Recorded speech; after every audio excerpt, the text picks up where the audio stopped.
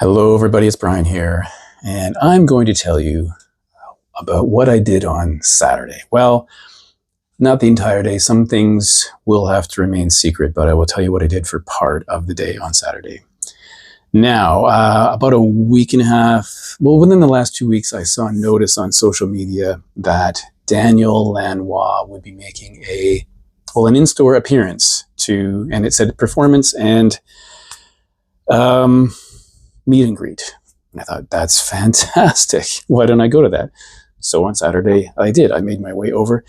The record store is called High Notes Coffee and Vinyl, so it's coffee and vinyl. One of the interesting things about the store is that because it's a coffee shop, it opens early. I can't remember the times, but most record stores in the city only open at like 1 o'clock or 12 o'clock, but it's always open earlier because they're selling coffee. So that is cool if you want to get your early morning vinyl fix. Now, when I got there, there were already people there. I should have gone earlier.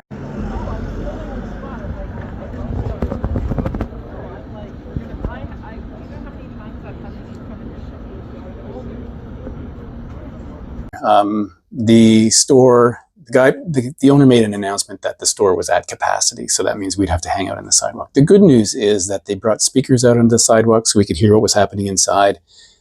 And then we were told that he would come out and do a performance outside, which I thought was really fantastic. So I loitered on the sidewalk with, there may have been, I don't know, I'm terrible at counting. There were a lot of people there. Let me just say that. And inside, we heard him play through the speakers a very long guitar piece. It didn't sound familiar to me. It probably was improvised. It went on for probably 14 or 15 minutes. Very atmospheric, that traditional Daniel Lanois sound, which I really like. And it was quite pleasant. So I enjoyed that. And then he came outside.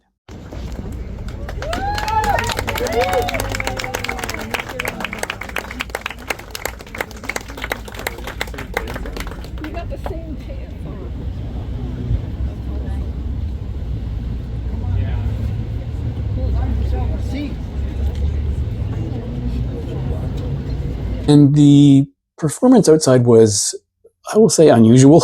I really enjoyed it, though. It's the kind of music, I really liked the music that he played. It was really different, though. I guess when I heard that he'd be doing a performance, I assumed it'd be a traditional, Daniel Lanois on his guitar, singing a song. But he didn't do that at all. It was, the way it was set up is there was a laptop, there was some sort of mixer I don't know what it was, and he was pressing buttons and turning knobs along with his assistant. Sometimes his assistant was reaching in and they were pressing buttons together, and I recognized a few elements of things from previous recordings that were in the mix somehow, but it was very unusual, very electronic. He referred to it as being in some cases dub versions, which was interesting. So not at all what I expected. In fact, when it ended, I heard someone behind me say, well, that is not what I expected at all. So I have to agree with that. It was not what I expected at all.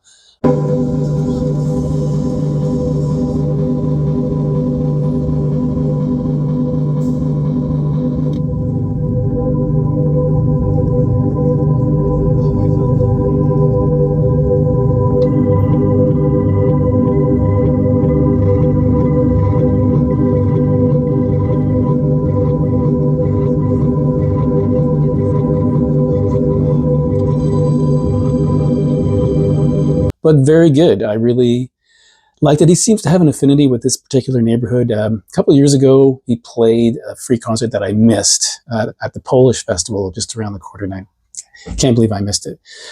But this was really interesting.